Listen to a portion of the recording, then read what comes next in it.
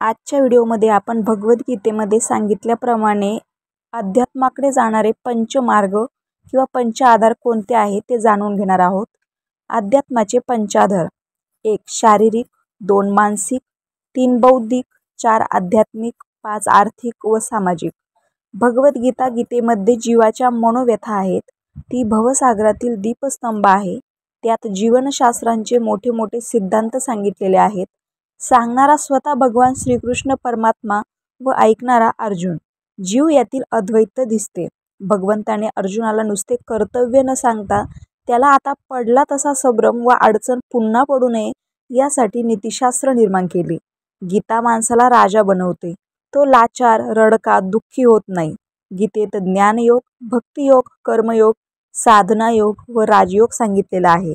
परमेश्वराला कसं जोडावं, विधायक व संयमी जीवन कसं जगावं, प्राप्त परिस्थितीत निष्काम कर्मयोग करून आनंदी कसे जगावे, हा दृष्टिकोन दिलेला आहे. गीतेच्या सिद्धांतात भूतकाळ, वर्तमान काळ व भविष्य काळातही बदल होत नाही. 5000 वर्षापासून मानवी समस्या जशाच तशाच आहेत, आत्ताही आहेत. गीतेमध्ये काही गुपित तत्वे आहेत. ती म्हणजे मी आहे, माझ्याभोवती जग आहे, अज्ञान आहे, मी जगत व अज्ञान यामागे कोणीतरी कारण व निर्माता असलाच पाहिजे.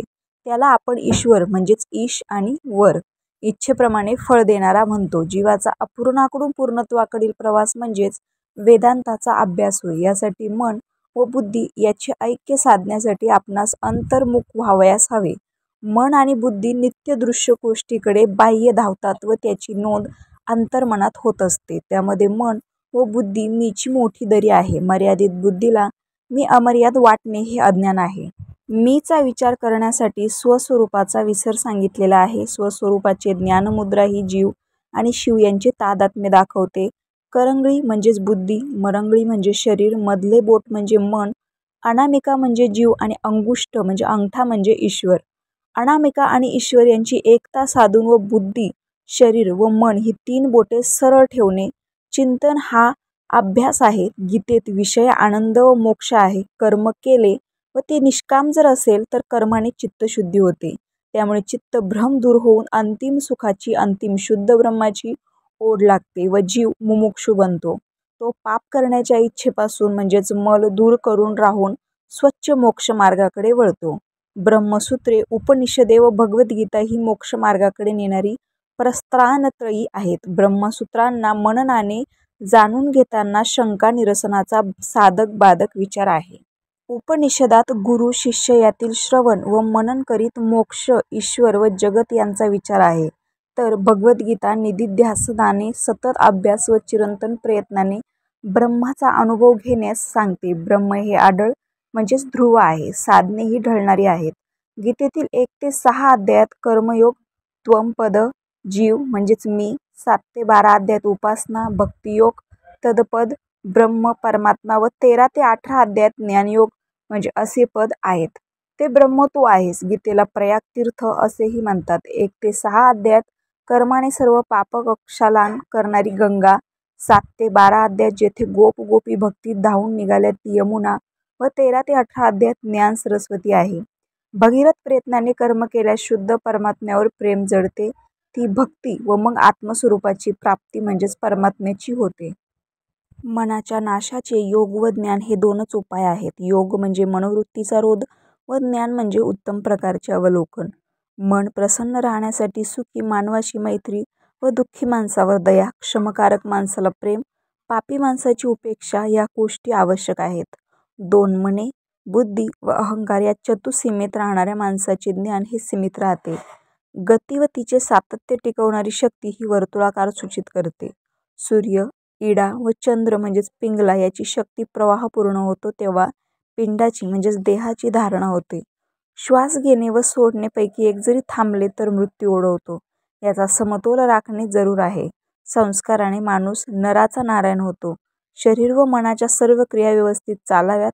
मन हे सत्वगुणांपासून बनलेले आहे. त्याचा वस्तुधर्म प्रकाश म्हणजे जाणीव, अर्थज्ञान होय. मनाची झीज, विचार समृद्ध व चैतन्यमय असल्यास तो जीव व्यापक, विभू व सर्वज्ञ होतो. त्याचा देह पतनानंतरही नाश होत नाही. अन्नाचा परिणाम मनावर होतो. संगतीने भावनांवर परिणाम होतो. इच्छेला समर्थ बनवले पाहिजे. यासाठी ज्या शब्दात मनाला सामर्थ्य देण्याचे बळ आहे तो मंत्र म्हणजेच गायत्री मंत्र. भक्तीचे बीज माणसाच्या अंतःकरणात रुजलेले असते. यासाठी 7 गुण आहे ते पुढील प्रमाणे.